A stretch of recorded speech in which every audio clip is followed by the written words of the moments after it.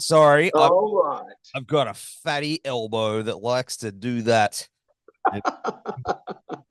How's it going? Good, brother. Good. All How right. you?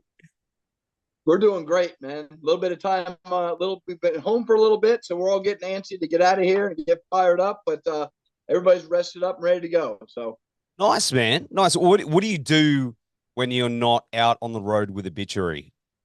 God, I mean, we had it's just always something. I mean, I'm a dad and a homeowner or something, so there's always some project going on around here. But I mean, I love taking the boat out, and I love fishing. I love riding my motorcycle, and between all the kids stuff, we always got something going on. So That's like here. Same yeah. same exact Yeah. thing, you know? Yeah. Death Metal Dads. Hey, maybe Yes. we need to start our own podcast called Death Metal Dads. But Yeah, there you go. That's just about all of us nowadays. yeah. Some of us are grandpas, dude. I'm a grandpa, Yeah, believe it I or know, not. yeah. Terry's a grandpa now, so Death Metal Grandpas. There's something in that. yeah. I hear it. But hey man, my name's Nev anyway. Joe, thanks for jumping on the show. Absolutely. Always a pleasure, man. Can't wait. Like I said, we've been home for a little bit. Yep. Can't wait to get down to Australia. Love our fans there. Love the people there and hanging out. You guys are super cool, and it's one of our favorite places to go, minus the flight to get there. Oh, everyone says that. Yeah. But It's terrible. and it feels like you guys were just here, but it was literally like what 3 years ago. You're right though. It kind of does feel like we were just there for some reason, but it was almost like a world ago because we were there right before the pandemic hit. I mean, we were just lucky to kind of get out of there and get back home, kind of thing. I mean, we just skated in here. But heck, so much has happened between now and then, between the pandemic and the new album and the whole 9 yards. And not to mention, we had just such a good time. The shows were so good last time we were there. So looking forward to some of the same, I hope. Man, that tour was sick. Like so many people still talk about it. Like, well, it's awesome, and now we get to be with our boys Psychroptic. So we met them a long time ago, and those guys are just complete sickos. So just to get to hang out and just listen to them every night is going to be awesome too. So they're from Tasmania, so that's why. Yeah, yeah, they're not. Yeah, they're not as. Yeah, they are. Yes. Have you heard Black Lava? Yeah. I'm sorry. Have you heard Black Lava, the other band? I did not. No. Oh not. man, that's absolute recommendation. You're gonna love those. Okay, well, I'm gonna get an earful of it then. So it good. It sounds like a good package, which we love, man. There's nothing better than being out and I mean, there's so many bands nowadays out on the road to think you're just gonna kind of show up, with band A and band B kind of thing. It's tough. You're really gonna have to have some weight behind you to pull something off like that. There's kids have a lot of opportunities and lots of shows and only so much money. So if you could put some good bands together for the package, I think it's good for everybody. Absolutely. And are you noticing that? Sorry, let me start that again because it's 6:30 in the morning. Are you noticing words, Nev? Are you noticing that there's a lot of young dudes and girls coming to the Obituary shows and getting into it? There has been more young kids and more girls than I can ever remember at an Obituary show. I mean, it was a long running joke of just nothing but guys at heavy metal shows, but now all those guys are married and they got kids, and all those kids are showing up. Yeah. But also just the influx of girls that have been showing up has just been awesome. So our shows have had a great array of people showing up, and it's been awesome. I mean, you can't just show up to the same old people every time and think that your fan base is going to grow without younger kids showing up. So it's really cool to see these young kids and just to see them in their slowly rot stuff, and they know the old music, and some dads have been doing a good job. So I tell you what, I've been hanging to tell you this. I was driving to work probably about a month or two ago. And I was going up this hill. And I saw these two young girls coming walking down the footpath as I was driving past. One of them was wearing an Obituary shirt. Go so fast, I want to yell out, yeah, you know what I mean? Because as you said, they've either discovered it through Spotify or they've raided their dad's collection or something. But it's pretty cool, man. Like it warmed my heart to see, this next generation carrying that brutal forward, Absolutely, man. It's so vital just for the whole scene. Mm. I mean, it needs that. It needs that to survive. And so it's really good to see. And we've been real fortunate. Just been really lucky with the new record. It's done really well. It's opened a lot of cool doors for us. We're getting to get a lot of really big, a lot of big tours that announced. The Amon Amarth and Cannibal Corpse tour just got announced today. I don't know if you saw those dates. No, dude. Amon Amarth, Cannibal Corpse, and Obituary in America is hitting the road. So that poster literally came out today. So you'll have to come across that thing sometime today, but doesn't do you much good. But we're gonna have fun over here, man. Oh, you could just when you come down here, just jam me in the suitcase and take me back with you. Yeah, exactly. But like I said, we just get lots of good offers, lots of good spots on festivals and things like that, and it's just a good feeling. It really lets you have fun with what you're doing for sure. Man, especially with this new album too. Dying of Everything. It's brutal, dude. Like everyone loves it. And I'm already seeing people online doing their, like their end of year. These are my top albums of the year. Like it's it's popping up, dude. People love it. Nice, man. I appreciate it. I mean, we really are proud of it. And it really has done. I mean, it went to #2 on the Billboard charts here in America. So for a death metal album, and it got beat by Taylor Swift, of course. So, when I come across her, she's getting a word from me. But but I mean, really, for a death metal album to hit #2 on the Billboard charts, that's ridiculous. Not the metal charts, the Billboard charts for it to go to #2 for a death metal album, that's crazy.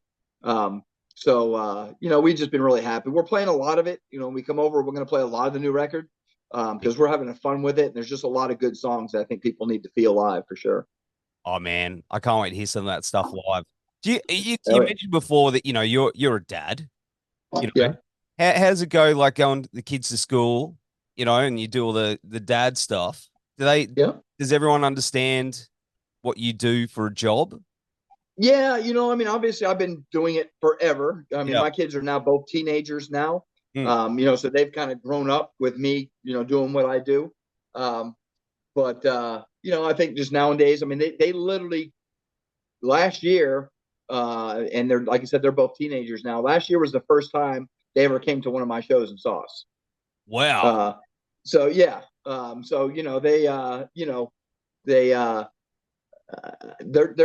kind of getting the picture a little bit of what I did, but it's pretty cool when you get to bring them to a nice big show and they get to see you perform like that. So it's pretty cool. What was the feedback? They want to go again, Yeah, that's what you want. That's what you want. My son's a bit of a drummer and he plays a couple of horns in the band at school and stuff. So he's kind of getting into music. My daughter loves listening to music, not playing it so much. But they both really had fun to get to go to a concert. That's for sure. Oh man, that's so good. Yeah, that's so. I used to. It's a lot of fun, man. You feel the energy. I mean, anybody hasn't been to a death metal show, I think they get the wrong impression. Like I don't know, I don't know if I should go to that or I'd be scared, this and that. And it's like, I mean, I couldn't tell you the last time I saw a fight one of our shows. It just doesn't happen. The kids just they're most of them nowadays are older, they're professionals, and they just like to go out and have fun and let loose at a show, and it's good to see. I think, look, whenever I've gone to a show and there's ever been any real ruckus, it's been the real old school dudes that have been the ones that cause some, that never go to, the ones that never go to shows.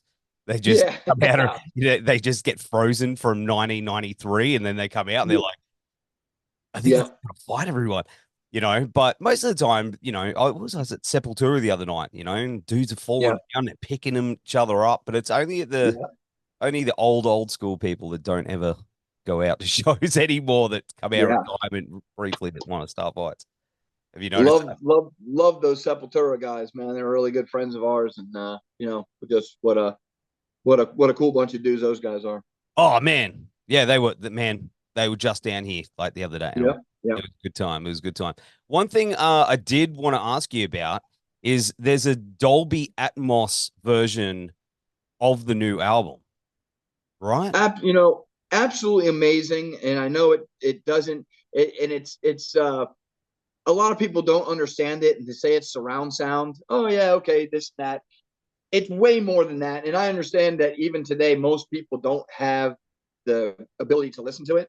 Probably for most people, the Apple headsets, Yeah. the Apple, the Atmos, they actually do a pretty good job of getting that feeling of the submersiveness of this stuff. But man, I can't tell you how awesome it was. We recorded a lot of sounds of our early albums over at More Sound. Mm-hmm. And Jim and Tom, we've known them for absolutely forever. But it's been years since we've actually recorded some albums with them. We do most of our recording here in our own studio now. So Jim and Tom have a new More Sound that they built. And, they call us up and they say, hey, we just invested in this whole Atmos mix thing, and we would love to do a version of your album in it.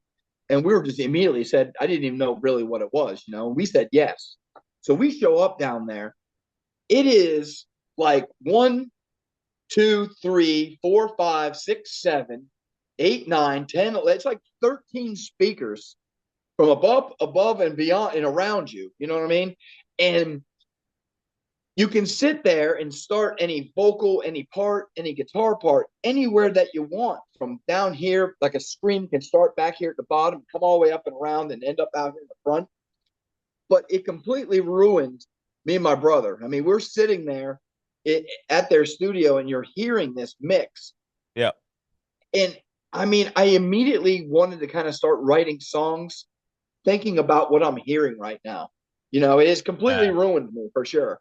So if you ever have the opportunity to be in such a situation where they actually do have the room, it's a high tech science, about the positioning of all these speakers and how it all works. But Jim had to go in there, and his first goal was to make the album sound like the album, because he had to do a full mix from raw stems. He had to go and remix the album. And the first thing he wanted to do is he wanted it to sound like Joe's mix. Joe Sincata, the guy that actually did our album. He wanted it to sound like that to start with.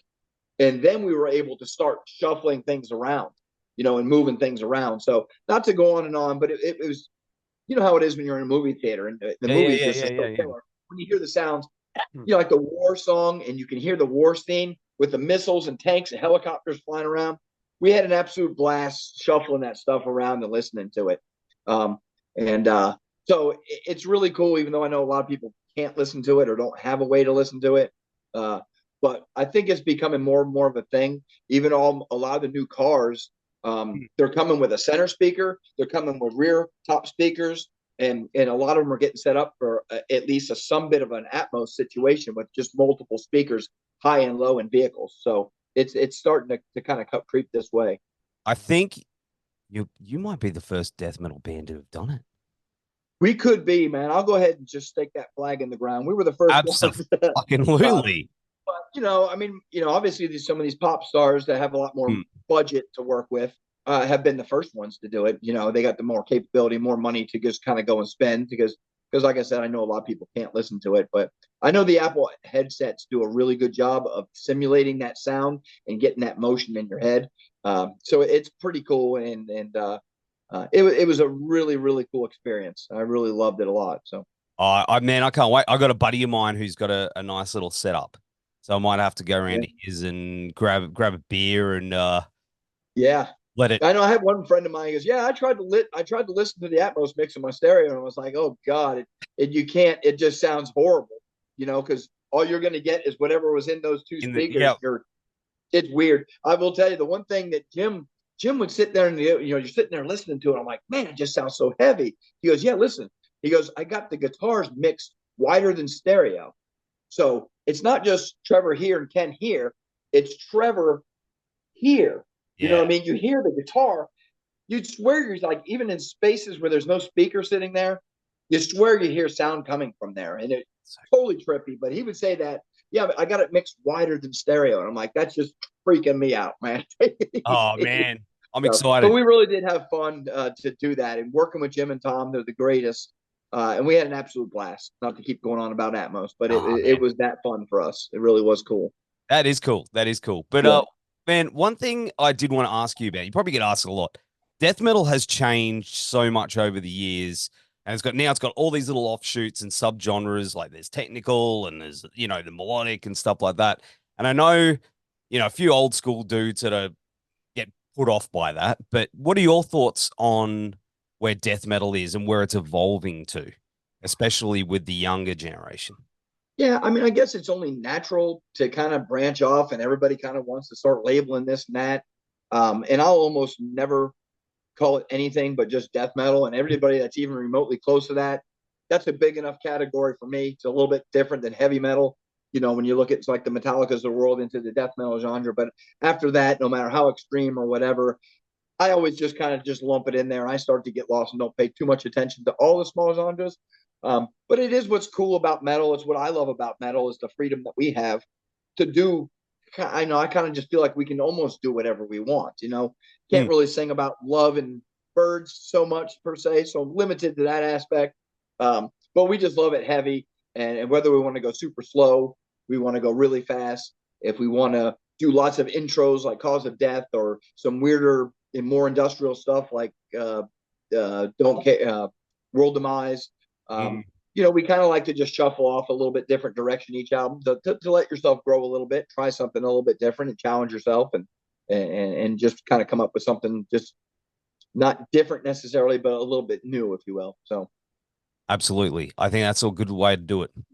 You know, not just stuck in the one thing. You gotta expand, man. You gotta expand. Yeah. But, I mean, you'd hate to just have every single album sound just like the last one. That's right. It's kind of grow a little bit what you do, but at the same time, you know what I mean? If it ain't broke, don't change it too much. You know, Slayer did a pretty good job. Look at AC/DC. I mean, they play, you know, a lot of their songs from today to back then kind of sound the same, but I absolutely love it. You know, I mean, they're one of my favorite bands, and sometimes, you know, if it ain't broke, don't fix it. That's right. That's right. And of course, next year marks 40 years, I believe, since you've started doing this technically.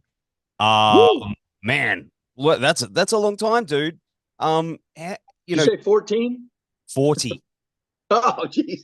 Yeah, there was. I know. I should have just kept it at 14. Sorry, I say that. Yeah, thank you. Oh, I know. Yeah, so it's been 14 years. Let's just stay with that. Yes. You know, now that we're all in our 20s, this is really good for us. Man, you look amazing. But, thank you. Yeah. And, you know, looking at that, are you doing anything next year to celebrate that, even just personally? Probably not. God, you know, it's kind of weird. I remember, I think we did like, you know, you do stuff when something's 10 years old and then 20. And then after that, I'm like, you know what, guys, no more of the anniversaries. We have way too many of those. Those numbers are not going to do anybody any good to look at and think about right now. But, you know, I mean, it's cool. When we first started as a band, we were so happy and content with literally getting off the bus, walking right into the garage at my house and firing up some equipment and start jamming and practicing and just messing around, writing songs. I mean, literally play and record on tape recorders. And we would listen to it for hours. And my mom would kick the door open and say, Trevor, go home, time for dinner. And we were so happy with that there really wasn't even the thought of playing shows locally, let alone trying to do an album or let alone going on tour. It was so far in our mind. We were really just so happy with what we were doing that, you know, it seems like the first album kind of came to us. I mean, Roadrunner came to us and wanted to do it. And then it happened before we knew it. And then before you know it, we were back in the studio a second time because a lot of the songs were already written for Cause of Death. And we put that album together. Those kind of came out pretty quick. We never did any touring with Slowly. We were too young. It just wasn't a thought at the time. So to think that we're still doing it to this day is kind of mind-boggling, you know, and if it was something that we had to fight with over the years, we would never be doing it. But being we're just having so much fun and opportunities now come to us, it's just a great time for us, and we're just having fun with it and going to continue to do what we want to do, you know. Oh, that's awesome, man. But well, of course, what is the plan after, you know, you're going to be kicking off the year down here, which is pretty good. But after that, hell yeah. I mean, the new album just now is taking that 1 year mark. which for us, we never do albums every year, every other year or whatever. I mean, we always kind of take a break, in between things. And it just almost seems like it takes us for 3, 4, 5 years just to get to all the places, to do all the touring that we want to do for the album that we did, So we're just scratching the surface. We got a whole lot of stuff that I can't talk about some of it yet.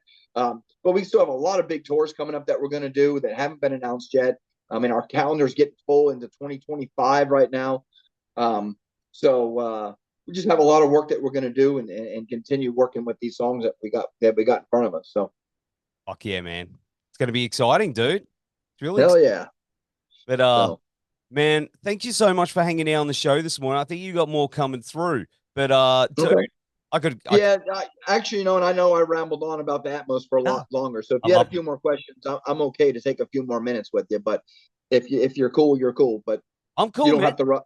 I'm not ready to rush. But yeah, if you're good to go, then cool. I certainly appreciate it, and I hope that if you come out to one of the shows, hit us up, hit Dicey or something up. Let us know you're coming. We'll hook up and have a beer or something. I will be there. Absolutely, man. It's on my calendar already. And right on, brother. We will have all the links down here and on the website.